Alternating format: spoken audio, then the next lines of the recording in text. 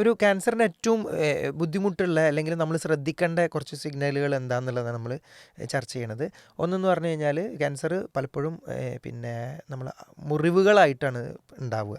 അപ്പോൾ ഈ മുറിവുകൾ മാറാതെ അതിൽ നിന്ന് ബ്ലീഡിങ് ഉണ്ടാവും. ഇപ്പോൾ നമ്മൾ ഉദാഹരണത്തിന് നമ്മൾ പറയുന്ന ഇതെന്ന് വെച്ച് കഴിഞ്ഞാൽ വായിൽ മുറിവുകൾ ഉണ്ടാവും, അതിൻ്റെ കൂടെ ബ്ലീഡിങ് ഉണ്ടാവും, നമ്മളൊരു ഇതുണ്ടാവും. പിന്നെ അതുപോലെ അന്നനാളത്തിൽ അല്ലെങ്കിൽ വയറിലൊക്കെ ആണെന്നുണ്ടെങ്കിൽ മുറിവുകൾ ഉണ്ടായിക്കഴിഞ്ഞാൽ വയറിൽ ആസിഡ് തട്ടിക്കൊണ്ട് അത് മലത്തിൽ ഇത് ബ്ലഡ് വരുമ്പോൾ അത് കറുത്ത നിറത്തിലുള്ള ബ്ലഡ്, പ്രത്യേകിച്ച് പ്രായമായ ആളുകളിൽ ഇത്. പിന്നെ അതുപോലെ കുടലിലാണെങ്കിൽ വൻകുടലിലാണെന്നുണ്ടെങ്കിൽ ബ്ലീഡിങ് നല്ല മലത്തിൻ്റെ കൂടെ വളരെ ഫ്രാങ്കായിട്ട് ബ്ലഡ് ഉണ്ടാവും.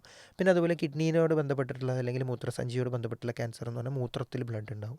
പിന്നെ അതുപോലെ പ്രായം, ഈ മെൻസസ് കഴിഞ്ഞിട്ടുള്ള സ്ത്രീകളാണ് നമുക്ക് ഇത് പിന്നെ ബ്ലീഡിങ്. അപ്പം മെൻസസ് കഴിഞ്ഞിട്ടും ഇതേപോലെ ഗർഭപാത്രത്തിൽ നിന്ന് ബ്ലഡായിട്ട് പീരീഡ്സ് പോലെ കാണുകയാണെങ്കിൽ ഈ കാര്യങ്ങളാണ് നമ്മൾ ക്യാൻസറിൽ ഏറ്റവും കൂടുതൽ ശ്രദ്ധിക്കേണ്ടത്.